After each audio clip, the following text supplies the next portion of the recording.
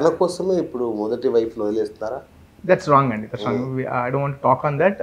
We have our like but ఏంటంటే once for all ఒకసారి అందరిలో ఒక అనుమానం అపోహ ఉంది కదా. That's not correct. We have our personal disturbances. I don't want to comment on that.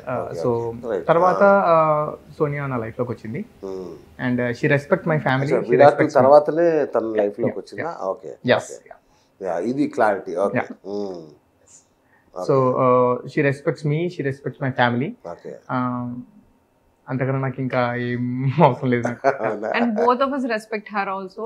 We also care for her and ఆమెని కూడా మెల్లిగా ఆమె కూడా మంచి లైఫ్ ఉండాలి అని మేము అనుకుంటున్నాం. సూపర్, ఇది చాలా మంచి మాట. So happy.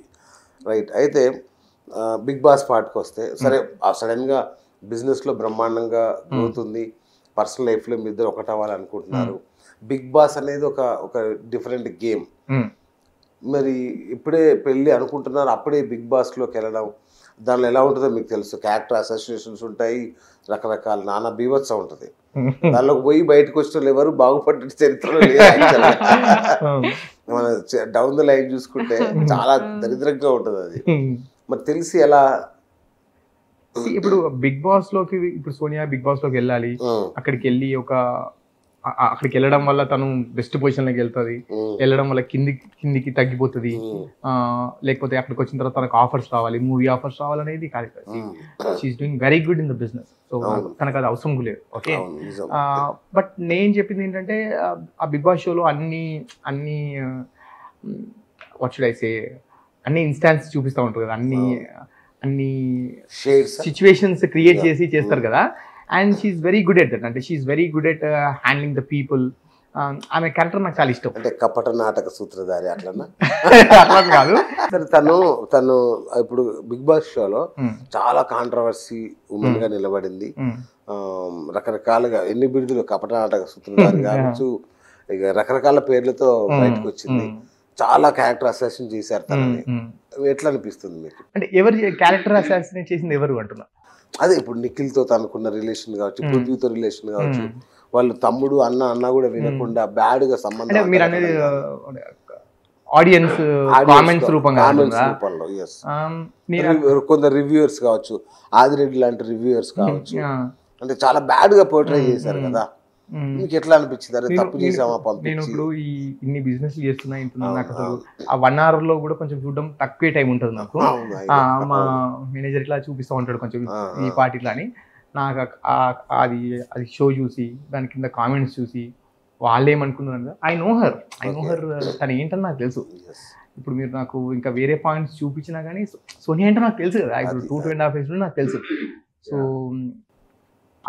తెలిసిన సోనియాకి ఇప్పుడు మీరు ఏదో వీడియో చూపిస్తే నాకు ఐ నో హర్ రైట్. నాకు మీరు ఇంకా ఎన్ని చూపించినా, నాకు ఏం చూపించినా దట్ వోంట్ ఎఫెక్ట్ మీ. ఒక 1% కూడా నాకు ఎఫెక్ట్ ఇవ్వదు. ఐ నో సోనియా ఎట్లా వర్క్ చేస్తుందో అని అడగండి. ఇప్పుడు సోనియా నాట్ ఓన్లీ దట్, ఒక చిన్న వర్క్ ఒక 5 hours వర్క్ చేయాలి, అక్కడ కూడా ఆమె ఎంత స్ట్రైట్గా ఉంటుందంటే అక్కడ కూడా తప్పించుకోదు. ఒక అంత పర్ఫెక్ట్గా చేస్తుంది ఆ పని. ఏదో నాదే కదా కంపెనీ, నేను చేయకపోతే ఏంటి అని తప్పించుకోదు. అంతే పర్ఫెక్ట్గా, అంతే ఫోకస్డ్గా హార్ట్ పెట్టి పనిచేస్తుంది. అది చాలా సందర్భాల్లో చూసాను నేను.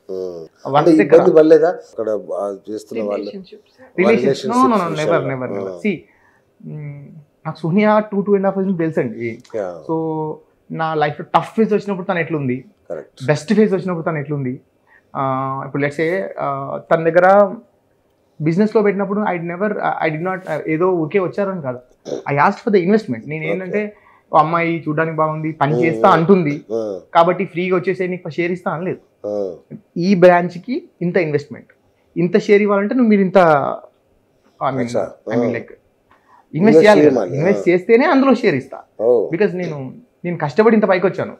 అమ్మాయి ఏదో వచ్చింది చూడడానికి బాగుందంటే వచ్చిన వాళ్ళందరికి ఇవ్వలేను కదా.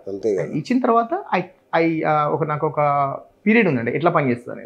She work like a devil. ఇప్పుడు మీరు ఆ పని ఎట్లా చేసింది, నా బిజినెస్లో వర్క్ ఎట్లా చేసింది, ఏ కంపెనీలో ఎంత కాంట్రిబ్యూట్ చేసింది.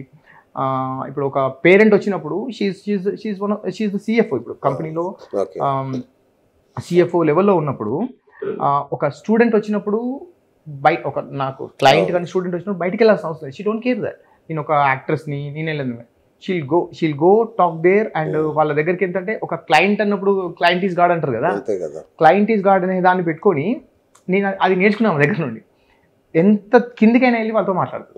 అండ్ ఐ మీన్ ఒక క్లయింట్ ఈజ్ గాడ్ అనే దాన్ని షీల్ బిలీవ్ దట్. అంటే అంత పర్ఫెక్ట్ ఉండి ఒక బిజినెస్ ని అంత పర్ఫెక్ట్ గా చూసినప్పుడు మనం డెఫినెట్ గా సక్సెస్ అవుతాం. కరెక్ట్. సో అక్కడ నుండి దానికి ఆపర్చునిటీ ఇచ్చిన కొద్దీ నేర్చుకుంటూ వచ్చింది. సరే, తను ఇప్పుడు బిగ్ బాస్ షోలో చాలా కాంట్రవర్సీ ఉమెన్ గా నిలబడింది. రకరకాలుగా ఎన్ని బిరుదులు, కపట నాటక సూత్రులు కావచ్చు, ఇక రకరకాల పేర్లతో బయటకు వచ్చింది. చాలా క్యారెక్టర్ అసాసిన్ చేశారు తనని.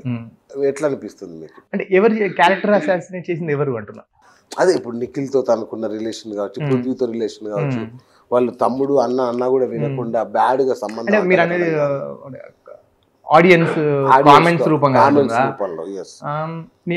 కొందరు రివ్యూయర్స్ కావచ్చు, ఆదిరెడ్డి లాంటి రివ్యూయర్స్ కావచ్చు, అంటే చాలా బ్యాడ్ గా పోర్ట్రే చేశారు కదా.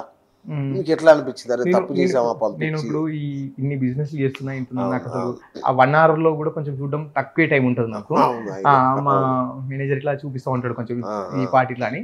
నాకు అది షో చూసి దాని కింద కామెంట్స్ చూసి వాళ్ళు ఏమనుకున్నారు, ఐ నో హర్ తను ఏంటని నాకు తెలుసు. ఇప్పుడు మీరు నాకు ఇంకా వేరే పాయింట్స్ చూపించినా కానీ సోనియా అంటే నాకు తెలుసు కదా. ఇప్పుడు 2.5 years నాకు తెలుసు. సో తెలిసిన సోనియాకి ఇప్పుడు మీరు ఏదో వీడియో అది చూపిస్తే నాకు ఐ నో హర్ రైట్. నాకు మీరు ఇంకా ఎన్ని చూపించినా నాకు ఏం చూపించినా దట్ వోంట్ ఎఫెక్ట్ మీ. ఒక 1% కూడా నాకు ఎఫెక్ట్ ఇవ్వదు. ఐ నో సోనియా ఎట్లా వర్క్ చేస్తుందో అని అడగండి. ఇప్పుడు సోనియా నాట్ ఓన్లీ దట్, ఒక చిన్న వర్క్ ఒక 5 hours వర్క్ చేయాలి, అక్కడ కూడా ఆమె ఎంత స్ట్రైట్గా ఉంటుందంటే అక్కడ కూడా తప్పించుకోదు. ఒక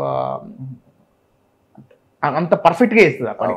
ఏదో నాదే కదా కంపెనీ నేను చేయకపోతే ఏంటి అని తప్పించుకోదు. అంతే పర్ఫెక్ట్గా, అంతే ఫోకస్డ్గా హార్ట్ పెట్టి పనిచేస్తుంది. అది చాలా సందర్భాల్లో చూసాను నేను.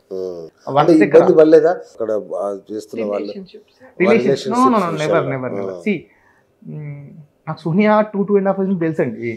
సో నా లైఫ్ లో టఫ్ ఫేజ్ వచ్చినప్పుడు తను ఎట్లుంది, బెస్ట్ ఫేజ్ వచ్చినప్పుడు తను ఎట్లుంది. ఇప్పుడు లెట్స్ సే తన దగ్గర బిజినెస్ లో పెట్టినప్పుడు ఐ డి నాట్ ఏదో ఊరికే వచ్చారని కాదు, I asked for the investment. నేను ఏంటంటే అమ్మాయి చూడడానికి బాగుంది, పని చేస్తా అంటుంది కాబట్టి ఫ్రీగా వచ్చేసే నీకు షేర్ ఇస్తా అనలేదు. ఈ బ్రాంచ్ కి ఇంత ఇన్వెస్ట్మెంట్, ఇంత షేర్ ఇవ్వాలంటే నువ్వు మీరు ఇంత లైక్ ఇన్వెస్ట్ చేయాలి. ఇన్వెస్ట్ చేస్తేనే అందులో షేర్ ఇస్తా. బికాస్ నేను కష్టపడి ఇంత పైకి వచ్చాను. అమ్మాయి ఏదో వచ్చింది చూడడానికి బాగుందంటే వచ్చిన వాళ్ళందరికి ఇవ్వలేను కదా. ఇచ్చిన తర్వాత నాకు ఒక పీరియడ్ ఉందండి ఎట్లా పని చేస్తుంది.